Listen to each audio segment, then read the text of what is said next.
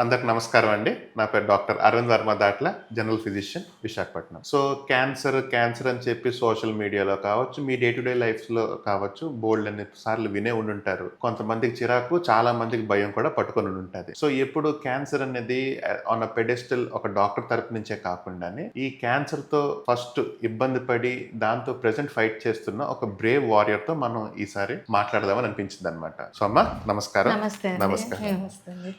First of all ఒప్పుకున్నందుకు చాలా thank you. Okay. Welcome. ఎందుకంటే cancer తాలూకు డిస్కషన్ ఎప్పుడు ఒక రకమైన ఎడ్యుకేషన్ అవేర్నెస్ అని టపే ఉంటుంది కానీ అవును. ట్రీట్మెంట్ అంటే యూజువల్లీ వెరీ న్యూఆన్స్డ్ కదా. సో మందులు ట్రీట్మెంట్లే కాదు కానీ ప్రవర్తనలు, మన ఎమోషన్స్ బోల్డ్ లింక్ అయి ఉంటాయి. Yes, sir. Yes. Family support, background చాలా ఉంటది. అవును సార్. సో ఈ రోజు మీకు ఏది అనిపిస్తే నన్ను అడగండి. నాకు తెలిసిన వరకు I will try to answer you to the best of my okay. Abilities. Thank you so sir. చెప్పండి అమ్మా. నాకు యాక్చువల్లీ నేను చాలా హైపర్ యాక్టివ్గా ఉంటాను సార్. నాకు క్యాన్సర్ వచ్చిందంటే నాకన్నా నా చుట్టుపక్కల ఉన్న వాళ్ళే చాలా షాక్ అయ్యారు. I understand. ఎందుకంటే మీరు ఇంత యాక్టివ్గా ఉంటారు, ఎప్పుడు మీరు హాస్పిటల్కి వెళ్ళడం మేము చూడలేదు అన్నారు.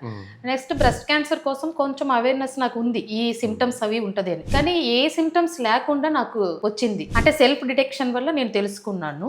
తెలుసుకొని తర్వాత వెళ్తే ఇలాగ అన్నారు. నా డౌట్ ఏంటంటే ఇప్పుడు వితౌట్ సిమ్టమ్స్ కూడా క్యాన్సర్ వచ్చేయడానికి ఛాన్సెస్ ఉన్నాయా అని. సో యాక్చువల్ గా ఏంటంటేనమ్మా, క్యాన్సర్ అనేది ఏంటంటే to be frank on a cellular basis ఒక సెల్ ఇన్నిసార్లే డివైడ్ అవ్వాలి, ఇంతవరకే పెరగాలన్నట్టు ఉంటది అనమాట. క్యాన్సర్ లో ఫర్ సమ్ రీజన్ ఆ లిమిట్ ఉండదు, పెరుగుద్ది పెరుగుద్ది పెరుగుద్ది పెరుగుద్ది, కొన్ని పాకుతాయి. పాకుతున్నప్పుడు రకరకాల ఏరియాల్లో అది స్ప్రెడ్ అయినప్పుడు అది రకరకాల సిమ్టమ్స్ ని కలిగిస్తుంది అనమాట. స్ప్రెడ్ అయితే ట్రీట్మెంట్ కష్టం, స్ప్రెడ్ అయినప్పుడు సిమ్టమ్స్ ఎక్కువ ఉంటాయి. స్టార్టింగ్ స్టేజ్ లో యూజువల్లీ సిమ్టమ్స్ చాలా లోకలైజ్డ్ ఉంటాయి. సో ఇండియాలోని యాక్చువల్లీ లేడీస్ కి breast cancer, cervical cancer are 1 and 2. మీరు అన్నారు చూసారా, సెల్ఫ్ ఎగ్జామినేషన్ ద్వారా బయటపడిందని చెప్పి, అది మాత్రం చాలా చాలా ఇంపార్టెంట్ అనమాట. నేను గత 3 నెలల్లో ఈ సెల్ఫ్ ఎగ్జామినేషన్ వల్ల డయాగ్నోస్ అయిందని తెలిసింది మీరు are the 5th or 6th person. And 2 or 3 of my own patients self examination ద్వారా పట్టుకున్నారనమాట. Luckily everybody are recovering like you. And in general మా ఒపీనియన్ ఏంటంటే, మగవాళ్ళు ధైర్యవంతులని ఫీల్ అవుతున్నా కానీ మెడికల్ లేడీసే కొద్దిగా గట్టి ప్రాణాలు అనమాట. So it is good that you are recovering well. So present మీ స్టేజ్ ఆఫ్ ట్రీట్మెంట్ ఏమవుతుందని నాకు తెలుసుకోవచ్చా? ఓకే సార్, తప్పకుండా. సో ఫస్ట్ సర్జరీ చేశారు, నెక్స్ట్ కీమో. నేను కీమో తీసుకున్న తర్వాత నాకు అనిపించింది ఏంటంటే, వరల్డ్ లో స్ట్రాంగెస్ట్ పర్సన్ ఎవరంటే వెయిట్ లిఫ్టర్ కాదు, కీమో తీసుకున్న ప్రతి క్యాన్సర్ పేషెంటే స్ట్రాంగ్ గా అనిపించింది నాకు. నేను ఇంకా ఫస్ట్ కీమోకే మా ఇంట్లో చెప్పేశాను, ఇంకా నాకు ఏ ట్రీట్మెంట్ వద్దు, నన్ను వదిలేయండి, నేను బతికితే బతుకుతాను, కానీ నాకు ఈ ట్రీట్మెంట్ మట్టుకు వద్దు అంటే వాళ్ళందరూ అన్నారు, మేము ఇద్దరు ఇంత బాగా చూసుకుంటున్నావు, నువ్వు అంత మాట అంటున్నావు ఏంటి అని చాలా ఫీల్ అయిపోయారు. తర్వాత నేను అలా సర్దుకున్నాను. నాకు ఫస్ట్ క్యాన్సర్ వచ్చినప్పుడు ఫస్ట్ రిపోర్ట్ నాకే వచ్చింది వాట్సాప్ లో. నేనే ఫస్ట్ తెలుసుకున్నాను నాకు క్యాన్సర్ వచ్చిందని. కానీ నేను కొంచెం స్ట్రాంగ్ గా ఉండడం వల్ల నేను దానికోసం భయపడలేదు, కీమో కోసమే జడిసాను. అయ్యో కీమో లేకుండా ఉంటే చాలు, క్యాన్సర్ వచ్చినా పర్వాలేదు, కీమో లేకుండా ఉంటే బాగుంటుంది అనిపించింది. కానీ 8 కీమోస్ అయ్యింది. 8 కీమోస్ లో చాలా పట్టానులేండి, కానీ మెంటల్ గా ఫిజికల్ గా చాలా వీక్ అయ్యాను. ఫ్యామిలీ సపోర్ట్ బాగుంది, చాలా బాగా అందరూ చేశారు. సో ఆ ఫ్యామిలీ సపోర్ట్ వల్ల నెక్స్ట్ ఏంటంటే, నేను ఏడుస్తే వీళ్ళందరూ ఫీల్ అవుతారని నాలో నేనే నా బాధల్ని అలాగా దాచుకోవడం మొదలెట్టాను. నెక్స్ట్ ఇప్పుడు రేడియేషన్ ట్రీట్మెంట్ ఇప్పుడు అవుతుంది, ప్రెసెంట్ అవుతుంది. 19 అన్నారు, కీమో అయితే 8 అయింది. 19 రేడియేషన్ ఇప్పుడు 8th వరకు అయింది. రేడియేషన్ అసలు ఏమీ అనిపించట్లేదు, హ్యాపీగా ఉంది నాకు. కీమోతో పోల్చుకుంటే అన్ని కేక్ వాక్ అంటారు కదా, అలాగుంటది అన్నమాట. సో మీరు చెప్పిన ఎక్స్పీరియన్స్ కి నేను 3 డివిజన్స్ లో I will try to answer. So first ఏంటంటే, మీరు సినిమాలు చూస్తారా? చూస్తాను సార్. ఓకే. ఏమవుతుందంటే, జులై అని చెప్పి అల్లు అర్జున్ ఒక సినిమా ఉంటుంది అన్నమాట. సో జులై సినిమా అన్నది ఏంటంటే, అందులో త్రివిక్రమ్ శ్రీనివాస్ గారి డైలాగ్స్ నాకు చాలా ఇష్టం. సో అందులోని అల్లు అర్జున్ రాజేంద్ర ప్రసాద్ గారితో మాట్లాడుతున్నప్పుడు ఒక డైలాగ్ ఉంటది అనమాట. అదేంటంటే, భయం ఆల్సర్ ఉన్నోడిని కూడా చంపేస్తుంది, ధైర్యం క్యాన్సర్ ఉన్నోడిని కూడా బతికించేస్తుంది. That is 100% true in my limited professional experience so far. ఎందుకంటే because I'm physician, I deal with all cases. నాకు క్యాన్సర్ అనేది only very small sub section. ఎప్పుడూను ఇన్ఫాక్ట్ మోస్ట్ కండిషన్స్ లో పేషెంటే ధైర్యంగా ఉంటారు.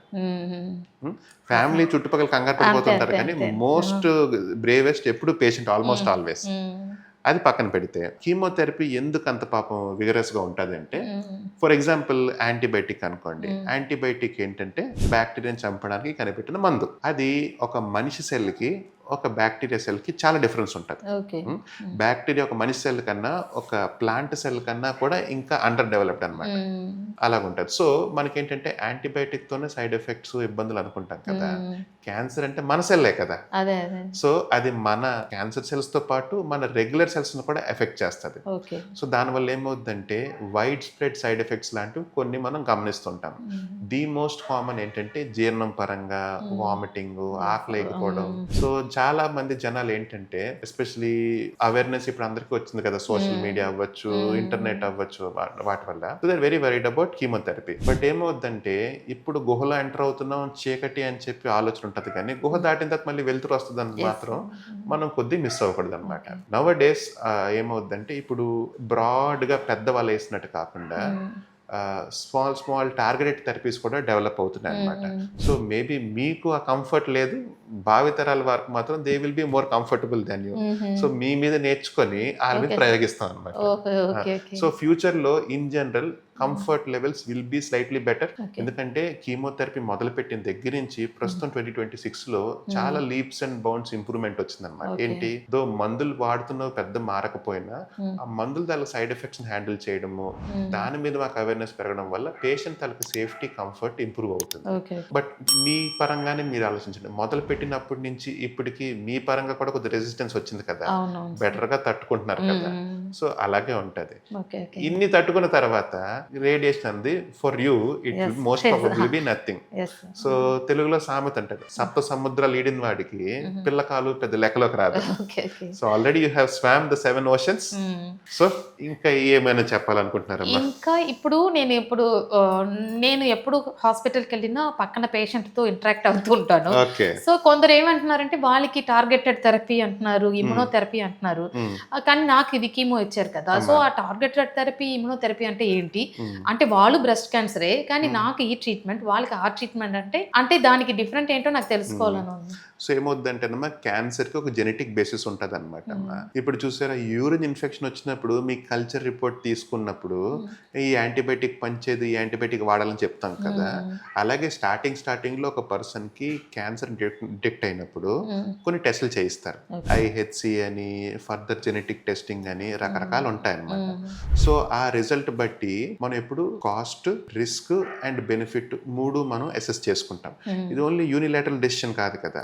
సో కొంతమంది ఏంటంటే ఆ టార్గెటెడ్ థెరపీ, హార్మోన్ థెరపీస్ అలాంటి వాటికి రెస్పాండ్ అవుతారు. బట్ మోస్ట్ మెంబర్స్ ఏంటంటే అంత అవసరం ఉండకపోవచ్చేమో. So chemotherapy is to be frank slightly more economical. I'm not saying cancer treatment is economical, but compare to other targeted therapies ఇది more economical, more studied and also very effective.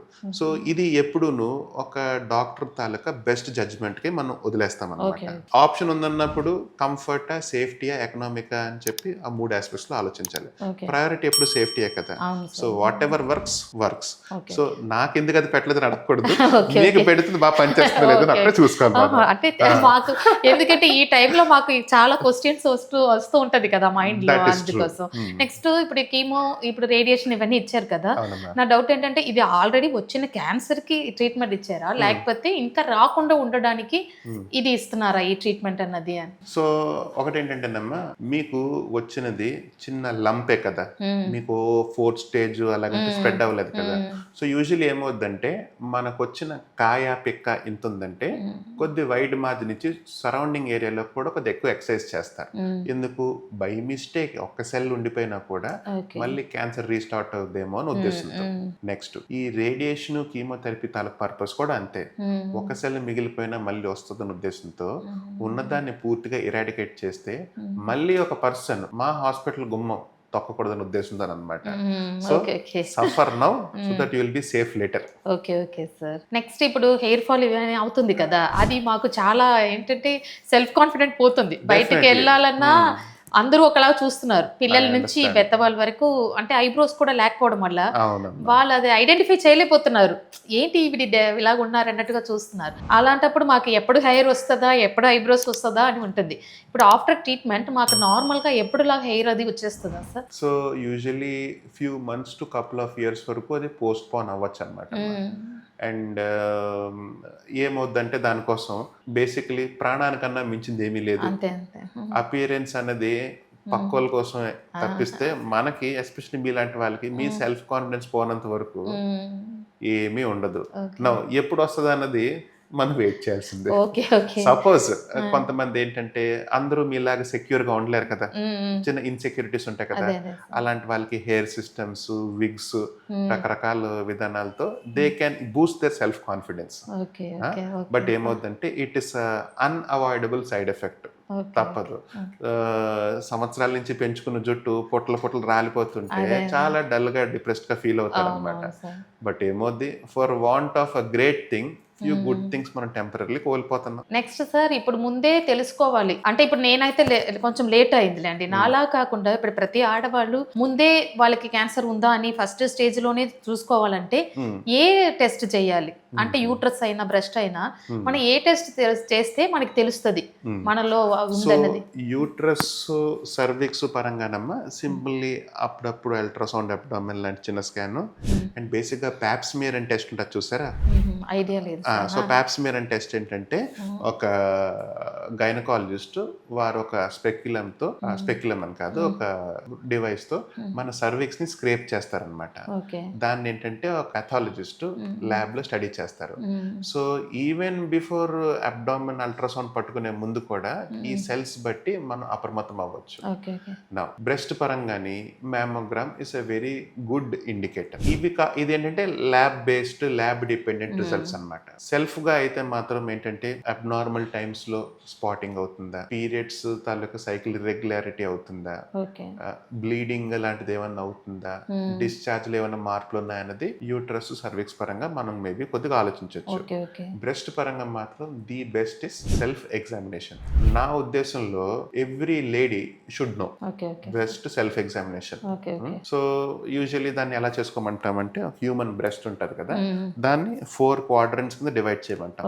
పైన inner, పైన outer, కింద inner, కింద outer, similarly opposite side. So ఏమవుతుందంటే మన hand తోని ఇలా role చేసుకోమని చెప్తాం. రోల్ చేసుకుంటున్నప్పుడు పిక్కల్ లాంటివి ముందే తగులుతాయి అన్నమాట. సో అలాగని చెప్పి ప్రతి పిక్క క్యాన్సర్ కాదు. సో ఇలాగ అనుమానం వచ్చినప్పుడు మనం అప్పుడు మ్యామోగ్రామ్ వరకు ఎస్కలేట్ చేస్తాం. మ్యామోగ్రామ్ లో ఉండే ఫీచర్స్ బట్టి అది ఓకే బాగానే ఉంది, ఏమి కాదా, లేదు తర్వాత చూసుకోవాలా, లేదంటే ఖచ్చితంగా దాన్ని ఏదో ఇవాల్యుయేట్ చేసుకోవాలని మనకు తెలుస్తుంది అనమాట. సో బేసిక్ టెస్ట్ అండ్ ముఖ్యంగా self examination is typically more than enough. కొన్ని అన్ఫార్చునేట్ సిచ్యువేషన్స్ మనం anyway we cannot control, but for majority of the case ఇది చాలా బాగా పనికొస్తుంది అనమాట. నెక్స్ట్ ఏంటంటే, ఇప్పుడు కీమోథెరపీ ఈ రేడియేషన్ వల్ల సైడ్ ఎఫెక్ట్స్ వస్తుంది అంటున్నారు, అది నిజమేనా సార్? ఒకవేళ వస్తే దానికి మేము ఏం చేసుకోవాలి రాకుండా ఉంటాయి? సో కీమోథెరపీలో వాడే డ్రగ్స్ ని సైటోటాక్సిక్ ఏజెంట్స్ అంటారు అనమాట. అంటే సెల్స్ ని టాక్సిక్ గా చంపేవని, పేరులో టాక్సిక్ ఉంది కదా, సో మాత్రం is to be expected. So ఏమవుద్దంటే, for all things in life, good food, good sleep, lot of water, sunlight, exercise అలాంటివి కొన్ని ఉంచుకుంటూను, ముఖ్యంగా మన మానసిక పరిస్థితిని దిగజారకుండా మెయింటైన్ చేయడానికి నలుగురితో మాట్లాడడం, సరదాగా టైం స్పెండ్ చేయడం, అలాంటివి చేసుకుంటే obviously they will have a beneficial effect. Medication పరంగా అంటారా, మీ ఇమ్యూనిటీ వీక్ అవ్వకుండా మీకు సప్లిమెంట్స్ అవన్నీ ఆ రెజిమెన్ లో ఇంక్లూడెడ్. సో ఆ పరంగా, మెడిసిన్ పరంగా వాళ్ళు, మీ పరంగా మీరు, బోత్ ఆస్పెక్ట్స్ లో దాన్ని మనం కౌంటర్ చేస్తాం. రేడియేషన్ లో కూడా ఏంటంటే, దో మన టార్గెట్ ఒకటన్నా సమ్ అమౌంట్ ఆఫ్ లీకేజ్ వల్ల సరౌండింగ్ టిష్యూస్ కొద్దిగా ఇబ్బంది పడతాయి. హౌవెవర్ అది మన బాడీ సొంతంగానే రిపేర్ చేసుకుంటుంది. రిపేర్ చేసుకోవడం కూడా sleep, food, water, exercise, sunlight, అంతకు మించి మీరు ఎక్కువగా చేయాల్సిన అవసరం ఏమి ఉండదు. నెక్స్ట్, నేను ఇంతకు ముందు యోగా క్లాస్ కి వెళ్ళేదాన్ని. Very good. ఇప్పుడు నా ట్రీట్మెంట్ అవుతుంది కదా, నాకేమో వెళ్ళిపోవాలని ఉంది. సో నేను ఎప్పటి నుంచి చేసుకోవచ్చు అంటే, సూర్య నమస్కారం ఇవన్నీ ఉన్నాయి కదా, సో అలా లైట్ గా చేసుకోవాలా, లేకపోతే నేను నాకు మొత్తం అన్ని చేసుకోవచ్చా? ఎప్పటి నుంచి? నాకన్నా కూడా మీ బాడీ బాగా చెప్పుద్ది. ఓపిక ఉంది, చేయగలిగినంత వరకు ఖచ్చితంగా moving actively is better than okay. మంచం మీద కూర్చొని సిక్కుగా ఉండడం బదులు బయట ఉండడం బెటర్. అదే. సో మీ శరీరం తట్టుకోగలదని మీ శరీరం ఇండికేషన్ ఇస్తుంది. ఏంటి, ఓకే. ఓకే. చేసేటప్పుడు పెయిన్స్ వచ్చేస్తున్నాయి, ఆ! తొందరగా అలిసిపోతున్నాను అన్నప్పుడు గట్టిగా పుష్ చేస్తే మళ్ళీ స్ట్రెయిన్ అయ్యి ఇంకేమన్నా ఒళ్ళు నొప్పులు, ఫీవర్స్ వస్తాయని చెప్పి ఓకే. అప్పుడు వద్దంటాం. బట్ ఇన్ జనరల్ యాక్టివిటీ అంటే అదొక మెడిసిన్. ఓకే. ఓకే. సో చేయగలనంటే ఖచ్చితంగా చేయండి, ఓకే. చేయలేకపోతున్నప్పుడు బలవంతంగా చేయండి. ఓకే. ఓకే. చేసినప్పుడు ఏదైనా పెయిన్ ఉంటే చేయొద్దు అంటున్నారు. పెయిన్ కానీ, అలసట, ఆయాసం, సమ్మింగ్ ఏమైనా ఇబ్బంది అనిపిస్తుంది ఓకే. అంటే ఓకే. మీ బాడీ తెలిసేటట్టు లేదంటే తెలియనట్టు కొన్ని సిగ్నల్స్ ఇస్తుంది. ఓకే. దాన్ని మనం గమనించగలిగితే చాలు. ఓకే. ఇది ఇండివిజువల్ టు ఇండివిజువల్ మనం వాళ్ళ డెసిషన్కి వదిలేస్తాం. నేను ఒక ఇన్స్టా పేజ్ క్రియేట్ చేసి చాలా ఫాలోవర్స్ ఉన్నారు. వెరీ అంటే గుడ్, ఓన్లీ క్యాన్సర్ పేషెంట్ కోసమే చేస్తున్నాను, వెరీ గుడ్. వాళ్ళని మోటివేట్ చేయాలని. ఇప్పుడు వాళ్ళు అడిగిన క్వశ్చన్ ఏంటంటే, ఇప్పుడు వాళ్ళు చిన్న ఏజ్ అన్నమాట, ఒక బేబీయే ఉంది. ఇప్పుడు బ్రెస్ట్ క్యాన్సర్ వచ్చింది, మళ్ళీ వాళ్ళు ఇంకా ఒక బేబీ అదే చూసుకోవడానికి అవుతుందా అని. యూజువలీ రిమిజన్ అవి బాగా అయ్యింది అన్నప్పుడమ్మా ఆ పేషెంట్ తాలూకా ప్రెజెంట్ హిస్టరీ కాదు, వాళ్ళ ఫ్యామిలీ తాలూకా హిస్టరీ కూడా కనుక్కొని ఈసారి ఏంటంటే కన్సెప్షన్ ప్లాన్ చేసేటప్పుడు వాళ్ళ ట్రీట్ చేసిన ఆన్కాలజీ టీం ఉంటుంది వాళ్ళతో సంప్రదించి అండ్ కన్సెప్షన్ అయ్యే ముందు గైనకాలజిస్ట్ కూడా కన్సల్ట్ చేసి ఖచ్చితంగా సేఫ్గా ప్లాన్ చేయొచ్చమ్మా. ఓకే. ఓకే. నెక్స్ట్ ఇంకొక ఆవిడేమో థైరాయిడ్ క్యాన్సర్ అట. ఆవిడ అన్నారు దానికి రేడియేషన్ కానీ కీమోథెరపీ ఏమి ఇవ్వలేదట, జస్ట్ ఆపరేషనే చేశారు, పర్వాలేదు అన్నారట. అది అంతే అంటారా? దానికి అదే నిజం అనమాట అమ్మా. That is the safer option. But ఏమవుద్దంటే వారికి జరిగినది సగం థైరాయిడ్ రిమూవల్, పూర్తి థైరాయిడ్ రిమూవల్ అని దాన్ని బట్టి కొన్ని మందులు మేబీ లైఫ్ లాంగ్ వాడాల్సి ఉంటుంది అనమాట. సో థైరాయిడ్, కాల్షియం లాంటి మందులు కొద్దిగా లైఫ్ లాంగ్ వాడమంటారు. And I know lot of people with thyroid, అంటే గతంలో థైరాయిడ్ అయింది అని చెప్పి ఉన్న వాళ్ళు ఉంటారు. అండ్ థైరాయిడ్ వెళ్ళేసుకోవడం తప్పిస్తే ఇంకేమీ వాళ్ళకి పెద్ద డిస్కంఫర్ట్ ఏమి ఉండదు అనమాట. బట్ వాళ్ళకి చెప్పింది మాత్రం కరెక్టే. సిమిలర్లీ మనకి థ్రోట్కి వచ్చింది అనుకోండి, థ్రోట్కి వచ్చినప్పుడు ఏమవుద్ది, కీమోథెరపీ పెద్ద ఇవ్వరు, ఓన్లీ రేడియేషన్ ఎక్కువ పెడతారు. సో డిపెండింగ్ ఆన్ మన క్యాన్సర్, ఎందుకంటే మనకు ఉండేవే 3: chemo, radio, surgery. Other therapies ఉంటాయి కానీ ముఖ్యంగా మేజర్లీ 3 కదా. సో అవసరం బట్టి. ఓకే. ఓకే. నెక్స్ట్ ఇప్పుడు ఏ స్టేజ్ అయినా, ఇప్పుడు అడ్వాన్స్డ్ అయిపోయింది అంటున్నారు కదా, ఇప్పుడు ఏ స్టేజ్ అయినా మనకి ఏం ప్రాబ్లం లేదంటారా? అది అన్ని క్యాన్సర్లకి నిజం కాదు. సో బేసిక్ గోల్డెన్ రూల్ ఏంటంటే మేము ఎస్పెషల్లీ స్ట్రోక్కి వాడతాం టైమ్ ఇస్ బ్రెయిన్, అలాగే time is money, time is life అనమాట. సో ఎంత అర్లీగా మనం పట్టుకోగలిగితే మనకు అన్ని ఆప్షన్స్ ఉంటాయి. డిలే అయ్యే కొద్దీ, స్ప్రెడ్ అయ్యే కొద్దీని మనకి amount of success and patient taluka suffering రెండు చాలా మనకు అగేన్స్ట్గా ఉంటాయి అన్నమాట. So as early as possible పట్టుకోవడం మంచిది. సింపుల్ క్యాన్సర్స్ కూడా ఎటువంటి విధంగా స్ప్రెడ్ అయిపోయి, కంట్రోల్ అవ్వకుండా స్ప్రెడ్ అయిపోయి డ్యామేజ్ జరిగిన ఉంటాయి. అండ్ అర్రే ఇంక ఈ పేషెంట్ మనం ఏమి చేయలేమన్న వాళ్ళు కూడా శుభ్రంగా తిరిగి మళ్ళీ రికవర్ అయిన వాళ్ళు ఉంటారు. But in general earlier better. So cancer గురించి మేము పుస్తకాల్లో చదువుకోవడం కన్నా యాక్చువల్లీ మీతో మాట్లాడుతున్నప్పుడు పేషెంట్ ఎలా బిహేవ్ చేయాలి, ఇంకేం తెలుసుకోవాలన్నది నాకైతే చాలా నచ్చినట్టు అనిపించింది. So as a fellow fighter and future survivor అంతకన్నా ముందు మీకు నేను థ్యాంక్స్ చెప్పాలి. ఎందుకంటే ఎంత స్ట్రాంగ్ గా ఉన్నా నాలో చాలా క్వశ్చన్స్ ఉన్నాయి, దానికి ఆన్సర్ చెప్పాలంటే యాజ్ అ డాక్టర్గా మీరు చెప్పింది నాకు చాలా యూస్ అయింది అనమాట. నాకే కాదు, ఇది చూసిన ప్రతి పేషెంట్కి యూస్ అవుతుంది. సో మీకు ముందు చాలా థ్యాంక్స్ అండి. నేను చెప్పాల్సింది ఏంటంటే, మనం క్యాన్సర్ రాగానే చాలా డౌన్ అయిపోతాం, మనతో పాటు మన ఫ్యామిలీ వాళ్ళు కూడా అయిపోతున్నారు. సో మనం ఎంత స్ట్రాంగ్గా ఉంటే మన ఫ్యామిలీలో ఉన్న వాళ్ళు కూడా బాగా స్ట్రాంగ్ అవుతారు. ఏమి కాదు, ఇప్పుడు అడ్వాన్స్డ్ అయిపోయింది కాబట్టి మన విల్ పవరే మనల్ని కాపాడుతుంది. సో మనం చాలా స్ట్రాంగ్గా ఉండాలి, ఫుడ్ తీసుకోవాలి. బేసిక్గా కీమో అప్పుడు అందరూ సన్నం అయిపోతున్నారు, వెయిట్ లాస్ అయిపోతున్నారు అంటున్నారు, కానీ నేను అవ్వలేదు. దానికి నేను కొన్ని ఫుడ్లన్నీ తీసుకున్నాను, దానివల్ల నేను స్ట్రాంగ్గా ఉన్నాను. వెంటనే ఫిజికలీ ఇప్పుడు చాలా హ్యాపీగా ఉన్నాను, స్ట్రాంగ్గా ఉన్నాను. మీరు అందరూ కూడా చాలా స్ట్రాంగ్గా ఉండండి, ఏమీ కాదు, హ్యాపీగా ఉండండి. మన హ్యాపీనెస్ మనని కాపాడుతుంది. అంతేగాని ఎవరు నెగటివ్గా మాట్లాడిన వాళ్ళతో అస్సలు మాట్లాడకండి, అదే నేను చెప్తాను. చాలా మంది నెగటివ్గా మాట్లాడేసి మనని డౌన్ చేసేస్తారు, మనం ఎంత స్ట్రాంగ్గా ఉన్నా. నెగటివ్ పీపుల్ని అవాయిడ్ చేసేయండి మ్యాక్సిమం. వాళ్ళు ఏమనుకున్నా పర్వాలేదు, మన హెల్త్ కన్నా వాళ్ళు ఏం మనకి ఇంపార్టెంట్ కాదు కాబట్టి వాళ్ళని అవాయిడ్ చేసుకొని బీ పాజిటివ్, బీ స్ట్రాంగ్.